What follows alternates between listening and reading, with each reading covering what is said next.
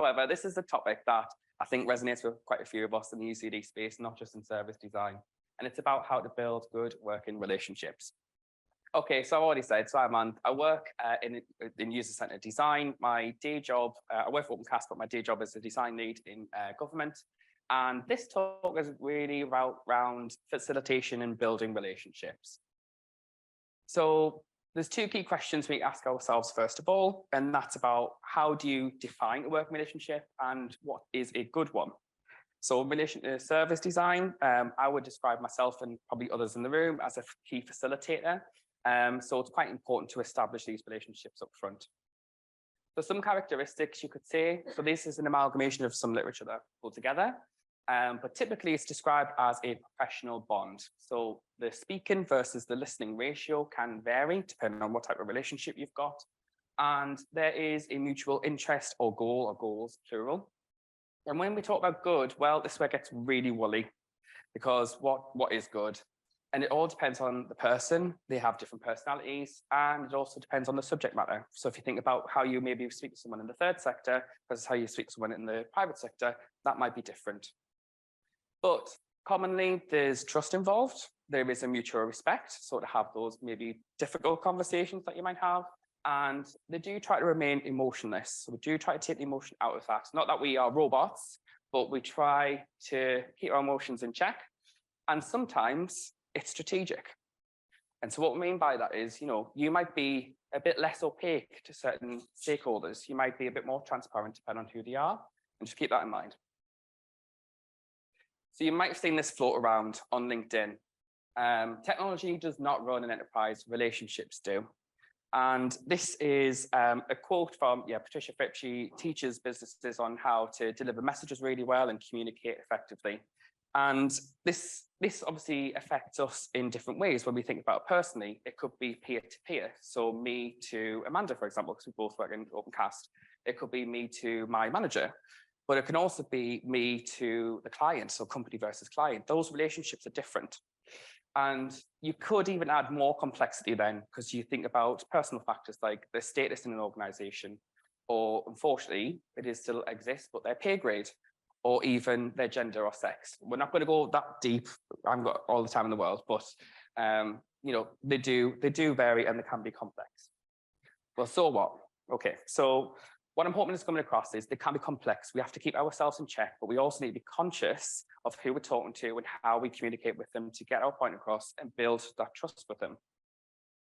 Just like personal relationships, there's pros and cons. So some of the pros, which I hope some of them are quite obvious here, but you can mitigate risks.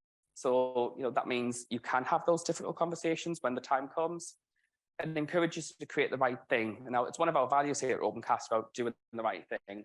And it resonates for a lot of us probably in the user-centered design space. We are here as an evidence-based discipline. We're here to try and solve problems.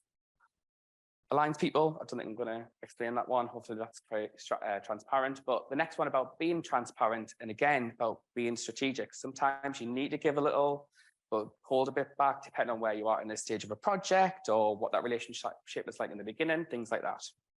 And then on a personal level, it can help build reputation. So it makes you reputable. It could make your discipline reputable. It could make your company reputable. There's only 3 cons there, but in reality, think about these. It can be very time consuming and it can be very emotionally draining. And I'm sure there's a lot of people in here who've had that experience. And the third point, I think, is really paramount, which is sometimes we just don't gel with people, and that's fine. So I'm going to touch now on some of the things I've learned over about the last 10 years of working in user-centered design. So this one might be a bit obvious, but we have to build trust. So you need to make time for everyone, not just for your senior managers or the people who shout the loudest, but the people on the ground with you as well. That's really important.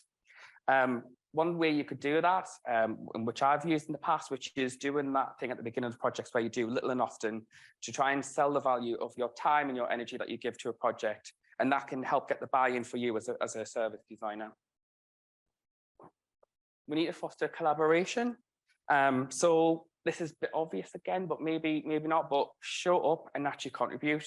Don't be a bystander, ask questions, give your opinion, be present in the meeting. And especially in this remote work and the way we are now, have your camera on so that people can see the genuineness in your face. This one's really key. We need to use a common language. And this is from an example that I've had recently where I was talking to some pension stakeholders, and when I asked them, what do design mean to you? And they said, oh, well, designing policies and legislation. But for me, it was designing concepts and prototypes to test with users, completely different.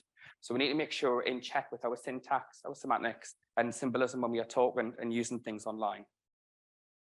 Additionally, actually, with that last point as well, is we need to communicate our needs clearly as well, so they know what to expect from you and vice versa. We need to set expectations. So there's nothing worse than someone who overpromises and underdelivers.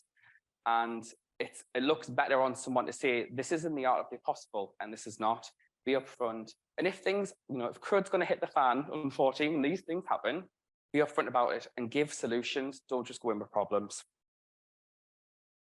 And the final one is we need to lead by example. We need to practice what we preach. If we want to be communicated well with, we need to do that as well. So it is important as well to build reputation with that. One thing that I think we all take on a personal level is we'd like to be seen as helpful and reliable. So that can translate in a business setting as well. And my final point, I had to get a Giphy in, especially of Taylor Swift. Sometimes you'll do all this work. You'll put in night and day trying to get with these people in the frame of mind and work in relationship with them, but it just doesn't work, and it can be superfluous. That's fine. Sometimes these things just don't happen. So long as you can get your job done, it's fine. Be kind to yourself. Make sure you look after number one as well. That's it. Thank you very much.